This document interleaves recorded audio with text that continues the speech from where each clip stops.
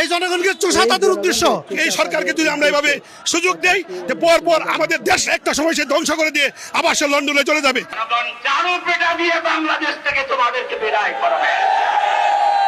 এক মাসে বিদ্যুতের দাম তারা 2 বার বৃদ্ধি করে তারা প্রমাণ করেছে বিগত 17 বছর আওয়ামী লীগ যা করে নাই এই সরকার 3 মাসে তার চেয়ে বেশি করেছে। এটা দেশ এবং জনগণের জন্য আসলে বর্তমান খুবই ক্ষতিকর এবং এই জনগণকে চোষা তাদের উদ্দেশ্য। এই সরকারকে যদি আমরা এভাবে পরবর্তী সুযোগ সময়ে দেই দেশের যে এই পর পর দুর্ভিক্ষ আমাদের হবে, দেশ এত একটা সময় সে তাড়াতাড়ি ধ্বংস করে দিয়ে আবার সে জনগণ থেকে লন্ডনে চলে বিচ্ছিন্ন হয়ে যাবে। যাবে, জনগণ সরকারের বিপক্ষে যাবে। এটা আসলে খুব সরকারের জন্য এটা মানে ক্ষতিকর দিক বলে আমি মনে করি। বিদ্যুতের এটা অতিরিক্ত মূল্যবর্জনের জন্য, জনগণকে চোষার জন্য। এটাই তো মূল কারণ। এই জনগণকে চোষা তাদের উদ্দেশ্য।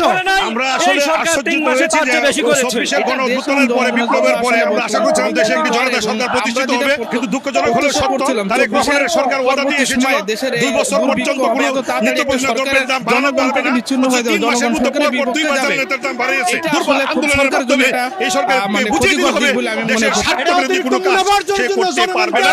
চোষার জন্য। এটাই তো মূল কারণ। এই জনগণকে চোষা তাদের উদ্দেশ্য। আমরা আসলে আশ্চর্যিত হয়েছি যে 24 গণ অভ্যুত্থানের পরে বিপ্লবের পরে আমরা আশা করছিলাম দেশে একটি জনতা সরকার প্রতিষ্ঠিত হবে, কিন্তু দুঃখজনক হলো সত্য তারেক রহমানের সরকার ওয়াদা দিয়ে এসেছিল 2 বছর পর্যন্ত কোনো নিত্য প্রয়োজনীয় দ্রব্যের দাম বাড়ানো পারবে না।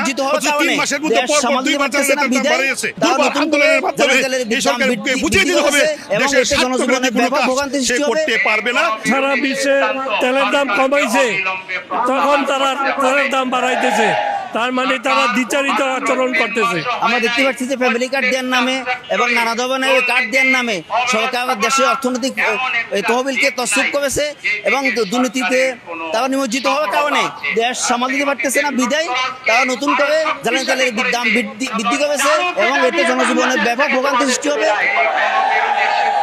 বাংলাদেশে আইন শৃঙ্খলা বলে তেমন কিছু নেই। আইন শৃঙ্খলার দায়িত্বে যে নিম্নমন্ত্রী আছেন তিনি সব জায়গায় ওনার অবস্থান, কিন্তু আইন শৃঙ্খলা রক্ষায় তিনি সম্পূর্ণ ব্যর্থ হয়েছে।